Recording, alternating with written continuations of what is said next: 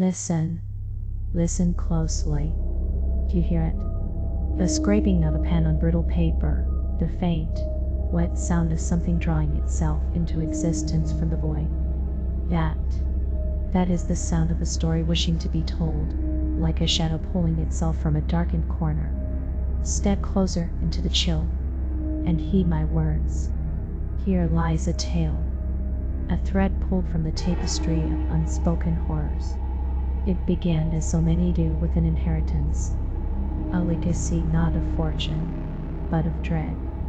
An ancestral home, standing sentinel against the biting winds of a remote, forgotten stretch of moorland. They called it Thornwood Manor. Its stones wept perpetually, its timbers groaned like dying men, and within its dust-laden rooms lay the remnants of a life, or perhaps an unlife. My name matters not, only the whispers I carry. The man, we shall call him Elias Thorn, a quiet soul, seeking solace or perhaps just a morbid curiosity in the wake of his grandfather, Silas Thorn's passing. Silas, a recluse, known only for his eccentricities and the strange, unsettling drawings he sometimes produced, if produced is the right word for things that seem to seep from the paper itself. Elias arrived at Thornwood Manor like a stranger in his own past. Thus mote stands in the meager shafts of light that dared penetrate the grimy panes.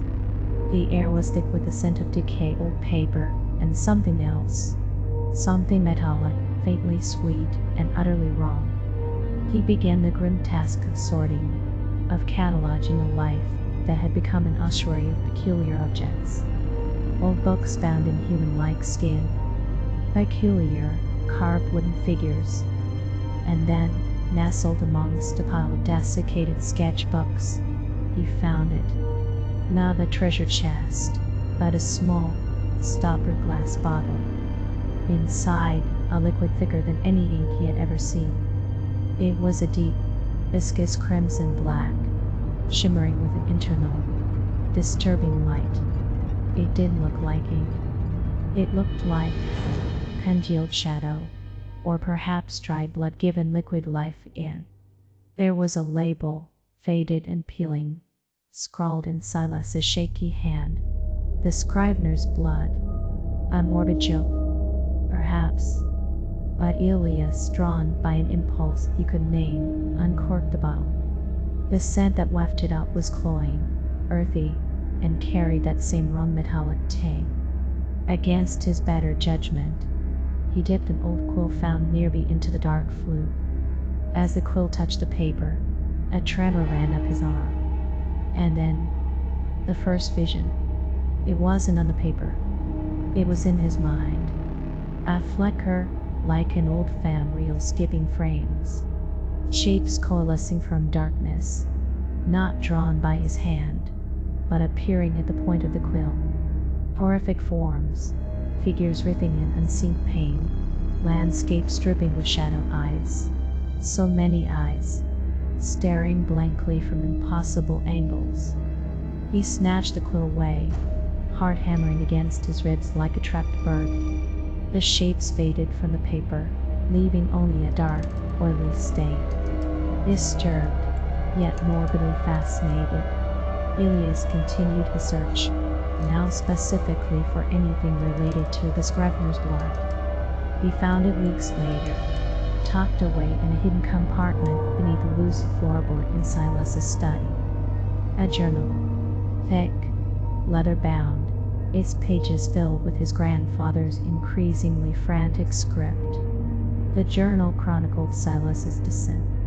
It spoke of an ancient process, hinted at in obscure texts discovered years ago, a way to create an ink of unimaginable power, an ink that didn't just depict reality, but perhaps bold it onto the page. The journal spoke of the ingredients needed, not gallnuts and soot, but living components.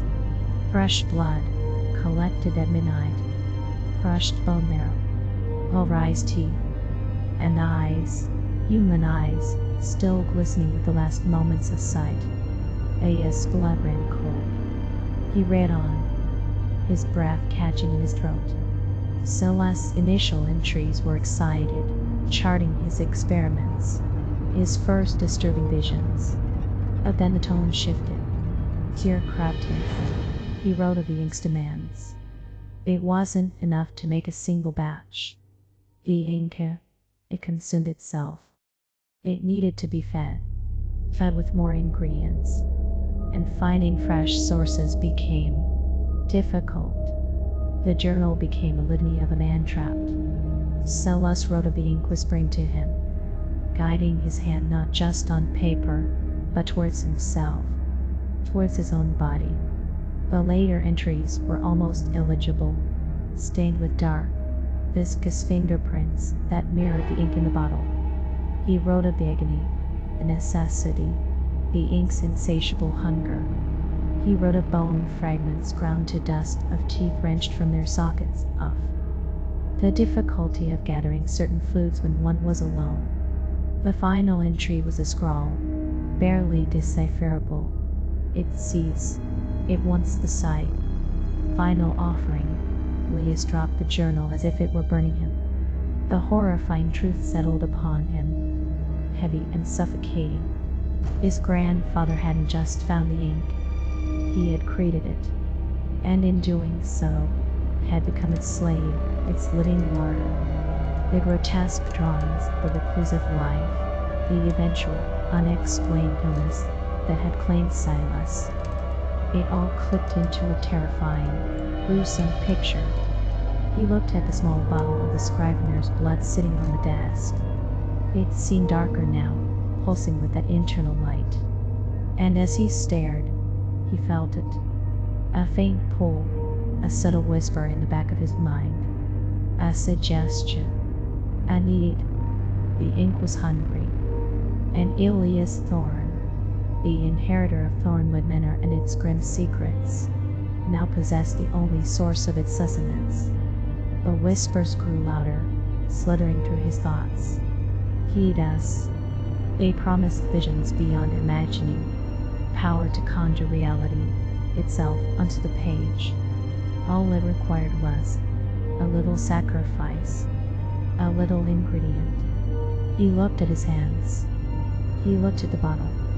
The air in the study seemed to thicken, the shadows lengthening, reaching. The scrivener's blood. It had found a new master, or perhaps a new source. And the drawing. It was just beginning.